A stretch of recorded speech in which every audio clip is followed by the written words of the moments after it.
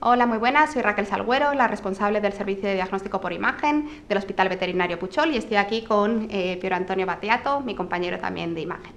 Os vamos a hablar 5 minutitos de un resumen de la charla que dimos hace unas semanas aquí en el hospital de abdomen agudo. Entonces, principalmente, ¿qué es una urgencia quirúrgica? Pues una urgencia quirúrgica es cualquier tipo de dolor abdominal, principalmente, que lleve de 2 a 5 días más o menos y que vaya a requerir un tipo de tratamiento quirúrgico, aunque también puede ser médico. Y para ello vamos a realizar pues algún tipo de técnica de imagen, ya sea radiográfica, tomográfica o principalmente ecográfica. Sí que es verdad que la radiografía pues es bastante sencilla de realizar y va a ser muy disponible en la clínica general de pequeños animales y puede realizarse en animales despiertos como la ecografía, pero como os decía, tenemos que tener en cuenta pues eso, que necesitamos pruebas complementarias, principalmente la ecografía en estos casos.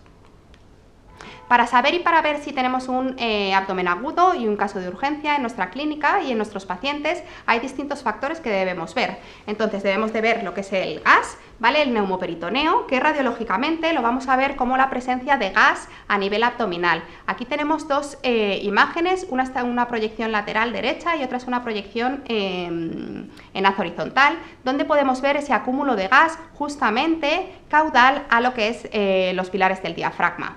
En la proyección horizontal, ¿vale? Sí que se ve cómo ese gas está desplazado dorsalmente y ya es diagnóstico y patognomónico de un neumoperitoneo. Es recomendable contrastar, digamos, los hallazgos radiográficos con una ecografía, un examen ultrasonográfico. En ese examen, cuando hay neumoperitoneo, gas libre en peritoneo, lo que veremos es un artefacto que se llama artefacto de reverberación que contacta directamente con la pared abdominal. El mismo artefacto lo puede dar el gas en intestino delgado o en colon y tenemos que tener cuidado porque de normal, cuando intentamos desplazar con la sonda la pared abdominal, ese gas se desplaza. Cuando empujamos la pared abdominal, si el gas está dentro del colon, veremos cómo el gas junto a la pared del colon se desplazarán de forma, digamos, juntos.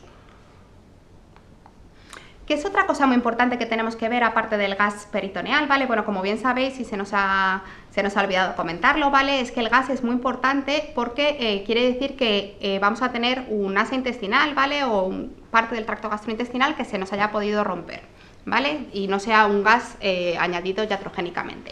Otra cosa que tenemos que ver, pues es la presencia de líquido, ¿vale? Y aquí tenemos 3 radiografías distintas donde tenemos distintas cantidades de líquido. En la primera tenemos la típica ascitis con gran distensión abdominal, aumento generalizado de lo que es la opacidad abdominal y pérdida de la visualización de esas serosas.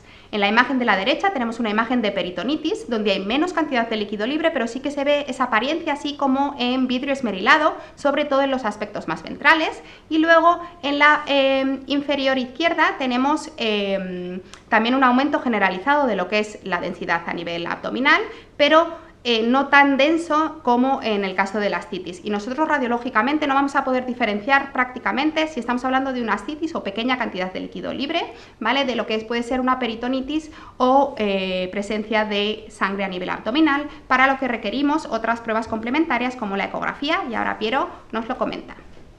En la ecografía abdominal, la diferencia entre un líquido, digamos, que puede ser un trasudado, un hemabdomen o un exudado inflamatorio, digamos que el color, la ecogenicidad de ese líquido. Arriba a la izquierda vemos un típico caso de una ascitis, vemos como el líquido abdominal, el libre, vemos las salidas intestinales flotando o cualquier otro órgano abdominal en un líquido completamente anecoico, y esto es más compatible con un trasudado, con una ascitis pura. Abajo a la izquierda vemos un líquido más hiperecoico, digamos, está asociado a lesiones nodulares a nivel del hígado, que en este caso eran metástasis, y ese es un diagnóstico ecográfico de un hemabdomen. Siempre tenemos que contrastarlo con una abdominocentesis y analizar el líquido, pero lo más probable en estos casos es que el abdomen venga de un sangrado por una masa tumoral, que en este caso pueden ser las metástasis, o en el caso de que pueda haber una masa más grande a nivel del bazo, que pueda sangrar también. Arriba a la derecha lo que vemos es una peritonitis séptica. La peritonitis séptica con ese líquido hiperecoico, incluso más ecogénico con respecto al hemabdomen, suelen ser por rotura o perforación de las paredes gastrointestinales, tanto del estómago, intestino o menos frecuentemente colon. siempre tenemos que hacer una abdominocentesis, analizar, ver los leucocitos, ver si hay bacterias, pero lo más normal es que el líquido sea muy hiperecoico y de hecho sea el líquido más hiperecoico que podamos tener en un abdomen libre. Y ahora lo que vamos a hacer, ¿vale? Como bien sabéis, os hemos explicado que es muy importante las técnicas complementarias, radiología, ecografía y, como no, en estos casos, realizar una punción del líquido libre presente, si lo hay, ¿vale? Y analizar por el clínico patólogo. Vamos a ir por 3 casos clínicos básicos, ¿vale? De urgencia en casos de abdomen agudo, y el primero es un pastor alemán de 3 añitos, macho castrado, con una historia de vómitos improductivos e inquietud de 8 horas de duración. Y aquí tenemos la típica imagen de una torsión gástrica, ¿vale? Donde tenemos una dilatación muy marcada del estómago con contenido gas y tenemos un desplazamiento hacia dorsal del píloro, con esa imagen típica de compartimentalización, esa línea radiopaca que tenemos en el aspecto más dorsal, y luego un hilio secundario de todas las asas intestinales. ¿Veis cómo esas asas intestinales están muy dilatadas con contenido gas?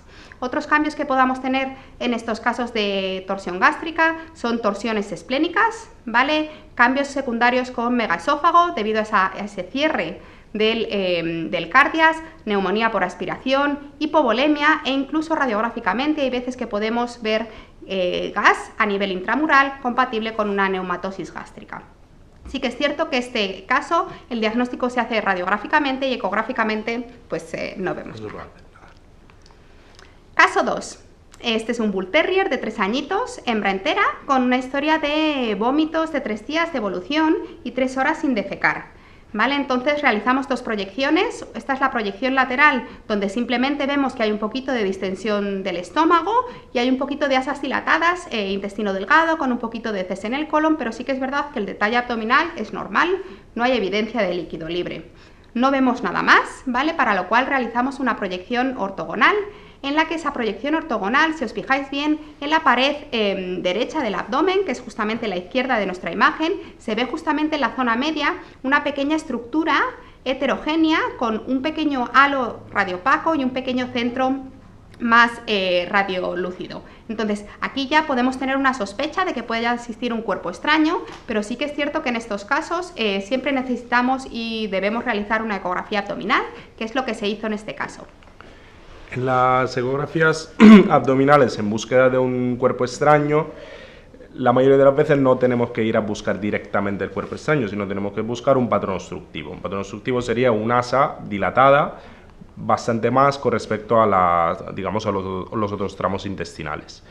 Al final de esta asa dilatada, que suele tener un hilio mecánico, o sea, un hilio mecánico, o sea, sería el pasaje, digamos, de la comida, del alimento, hacia craneal y hacia caudal, como si estuviese empujando algo que produzca el patrón obstructivo. Ese patrón obstructivo al final encontraremos un cuerpo extraño. Tenemos varios tipos de cuerpos extraños que puedan tener una superficie lisa o rugosa. Lo más importante es que la mayoría de los cuerpos extraños nos producirán una sombra acústica, que pueda ser una sombra acústica sucia o una sombra acústica limpia en función del material. En este caso vemos un cuerpo extraño con una superficie rugosa y tenemos que tener cuidado porque estos cuerpos extraños incluso pueden producir más inflamación con respecto a los cuerpos extraños que tengan superficie lisa. Y entonces, justo en este caso, vemos que alrededor de esta asa intestinal con un patrón obstructivo tenemos también una peritonitis.